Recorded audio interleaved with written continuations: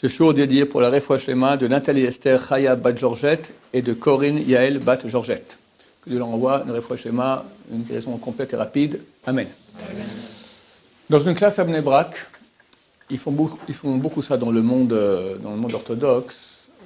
Donc mes filles, plusieurs filles qui sont toutes dans les séminaires orthodoxes, d'accord. Et depuis quelque temps, ils font ce qu'on appelle des Kidot Meshulavot, des classes où ils mettent certaines personnes un peu handicapées, moteurs, un peu handicapées dans la tête, comme ça, ils les mettent avec des filles normales pour...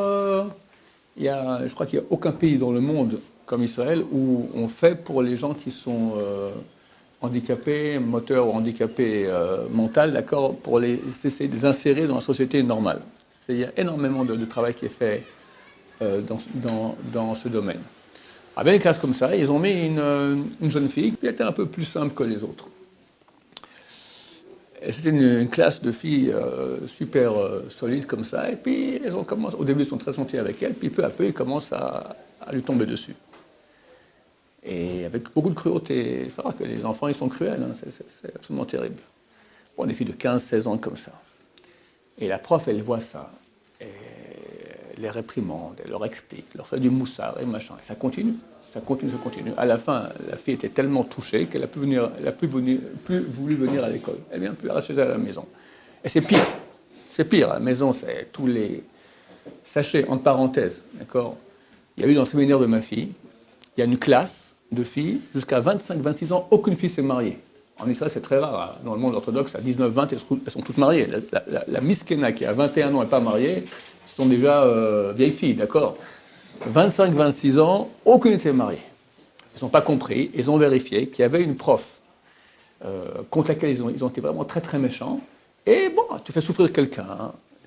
Ça fait une facture dans le ciel. Toute la classe n'a pas pu, jusqu'à ce qu'ils sont allés demander Mechila, etc. Et toutes se sont mariées après, Bezrat Hashem. Elle leur parle et il faut demander Mechila, mais non, on ne peut pas, machin, elle casse-pied, machin, etc. Ils ne voulaient pas s'excuser. Alors, à la fin, la prof prend son mari et ils vont voir le Rav Steinman. Écoute tout cela. Est-ce que vous avez fait cela? Oui, j'ai fait. Est-ce que vous avez fait comme ci? J'ai fait cela. Comme ça. Et il voit que c'est bloqué, vraiment. Elle réfléchit et il y a des larmes. Il se met à pleurer.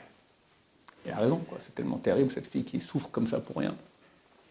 Puis dites-leur comme ça, que vous avez demandé les questions aux grands rabbins de génération. Et ils ont dit que normalement, maintenant, elles ne doivent plus prier. Le matin, quand on est à l'école, première chose, shachrit. Après l'après-midi, mincha. D'accord?